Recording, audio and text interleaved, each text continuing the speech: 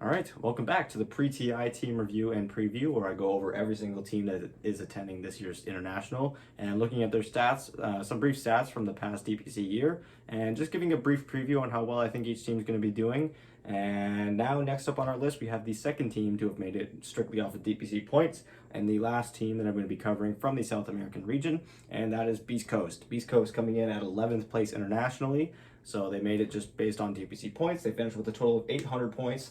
I don't know why I put a TH at the end of the points there. They didn't finish 800th. But yes, they come in 11th place internationally. They come in first place in their region, and they looked pretty solid in their region. They really look like they are the #1 team of the South American region. However, in the one major that we saw them play, they really struggled to get a foothold on other teams from other regions. We saw them play in a group stage with no other teams from South America, where they really struggled. And we'll get into that. So starting off season one, things are looking up. Things are looking bright. They finished first place with a 6-1 record. They earned themselves 500 points already off the bat there. However, they ended up opting out of the first major, despite the fact that they had qualified. They did not play in the first major whatsoever. So because of that, we only have one major to base our stats off of for these guys, because, well, we don't know how well they would have done at this major. We don't know if they would have flopped out. They would have started in the upper bracket, that's for sure. So they would have played at least 2 series. Had they lost both of them, that would have been the least amount they would have played. But we'll never know now. So yeah, going into their second season, they actually finished with the same record, but they dropped to second place because they lost their tiebreaker. And that tiebreaker was to no ping. So because of that tiebreaker loss, they miss out on 200 more TPC points, but it does not matter. They secured themselves 300 more, which ended up being enough to qualify them for this year's international. But however, with this second place finish, they still go to this major, and this is where I was talking about the fact that they really struggled. They just looked way outclassed in that group stage. They just looked like they really couldn't get a foothold over any sort of team. I think they just beat Liquid, or Liquid beat them. I can't remember, but sorry, they couldn't have beat Liquid. They went 0-3-4, meaning that they tied 3 of their series and lost 4 of them 2-0. So yeah, they didn't even make it to the group stage, to the main stage. I mean, sorry, they didn't even make it to the lower bracket. They got eliminated directly from the group stage. So yes, looking at the games now that they've played against other teams from TI, like I said, there are 3 teams total from South America attending this year's international. So I have the 2 series against each of the 2 other teams from their region, as well as the 4 series that they played in that second major against also other TI10 attending teams. However, all of those series are all best of 2s. So we don't know if, for the 2 of them here that ended up being draws, we don't know which way they would have gone, if they would have ended up beating them. But based on how Beastcoast looked, it's hard to justify saying that they should have won both of them, maybe one. Who knows? So yeah, looking at the team now, we have a 2-0 over Thunder Predator back in February. And about 3 weeks later, they have another 2-0 against SG Esports. So again, these guys are top of the region. They're able to beat other teams in South America, but what they really struggle with is beating teams in other regions. 2 months later, exactly, pretty much, we're in season 2 now after the first major, and they beat Thunder Predator 2-1. And then 2 weeks later, they play against SG Esports again, and they 2-0 SG Esports. So yeah, these guys find themselves at the top of the South American region. However, I don't think they're the best South American team when it comes to playing against other teams from around the world. I think Thunder Predator right now is the front runner for me from this region for playing against other teams from other regions. These guys really just haven't really shown me all that much to be excited about in the past little while. These guys are a real feast or famine team, so we all know that these guys were the team that went on that run with Infamous back at TI9, so I think if they can kindle that fire and bring back that spirit that they had when they played at TI9, I think these guys can really shape up to be one of the best international teams. Like, they play the best at the international, but kind of like OG, they just kind of are feast or famine for the most part of the season, but then when it's game time, they're hot. So I'm really hoping that's the case, because if not, I really think Thunder Predator is SA's best shot at making it far in this tournament. Yes, so looking at their series now, again, all 4 of these series from the major are best of 2s. Against PSG LGD in June 4th, they lose 2-0. They draw 1-1 against Evil Geniuses the next day, so that was a close series. We don't know which way that would have ended up going if it was best of 3, but nonetheless, they take a game off of EG, which was pretty impressive considering EG ended up going all the way to the grand finals.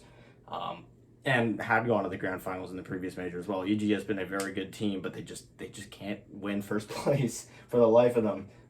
The following day, they play against Vici Gaming, where they lose 2-0, and the same day they play against Team Spirit, where they lose. Where they draw them 1-1. So again, they took a game, but Team Spirit is one of the younger teams. I don't think anyone's expecting them to do super hot at this tournament. They could go on a run, but I don't think they're one of the most reliable teams going into this year's international. So taking a game off of them isn't really as impressive as when they took a game off of Evil Geniuses. So yeah, there's although there's a lot of wins, there's really not too much to base a solid opinion on, or really all that much to get excited about. They were able to take some games off of some pretty good teams, but other than that, it was kind of lackluster. Looking now at the stats, so again, because these guys didn't come through qualifiers, I'm only counting the stats from these series here, which are against other TI teams.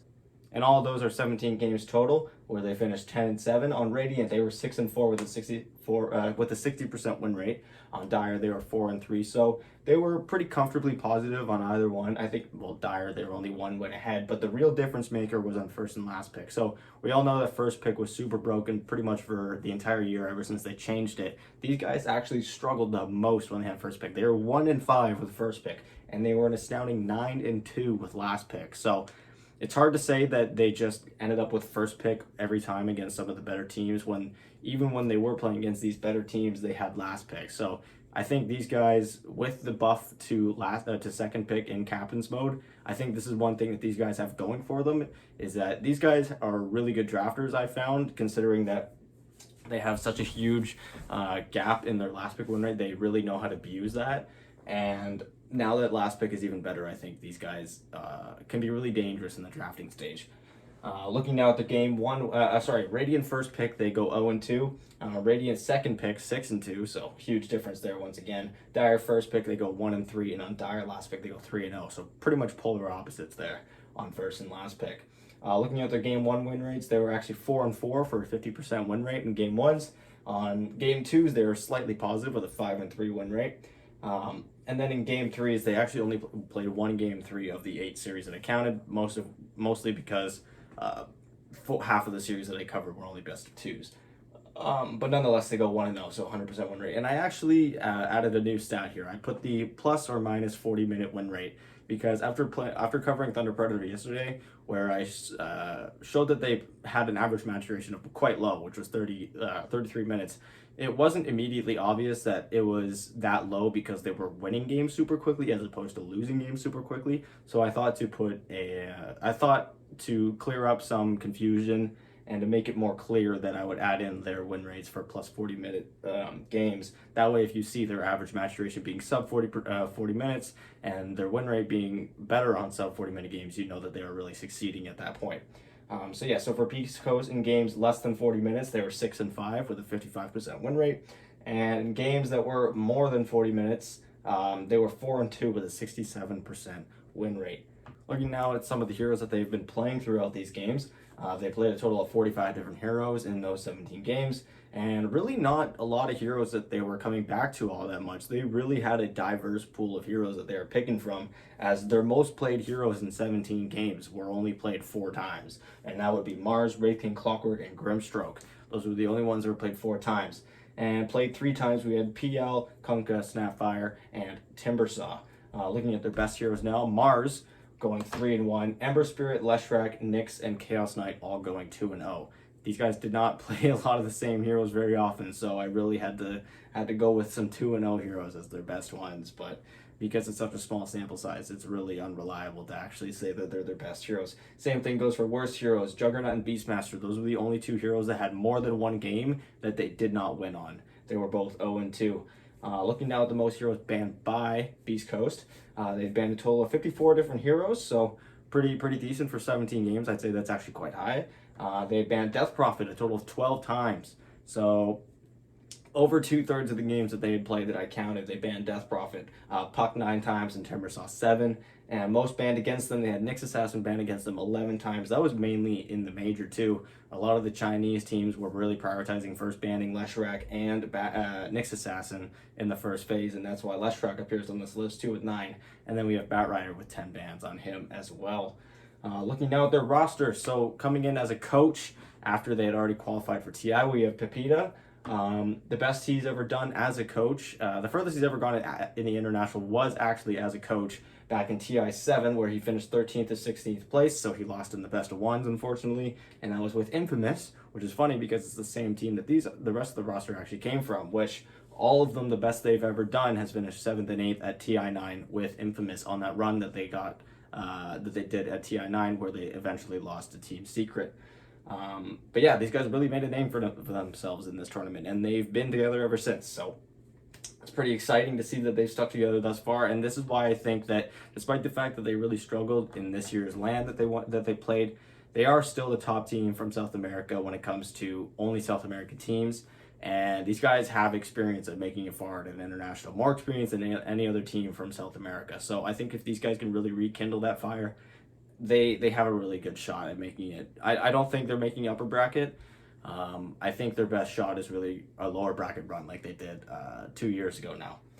Yes, and finally looking at their team stats, their record for best of threes was 3-1 and 3-1-0-0. They of course only had 4 best of threes that I covered, so I also put in their best of twos where they went 0-2-2. Their average GPM and XPM and KDA were quite low as well. Of course, they did have a low average match duration, much like Thunder Predator, but I think this one was actually just, everything was kind of lower in general. 2166 average GPM, 2579 average XPM, and a 3.02 average KDA. So really nothing incredible, but, and what I did notice is that their stats were much, much, much better after season 1 of the DPC as opposed to at the end of the second major. Their stats had really gone down a lot. I believe they had around like a 5 KDA after the first season of the DPC, and then in that second major, their KDA, average KDA per game was below 2, which is quite low. So yeah, that was my brief review of Beastcoast. I think this is a real fan favorite, especially from anyone south of the south of the equator, over here on the west side of the on the western hemisphere or whatever. But yeah, I think these guys have potential to go on a real run.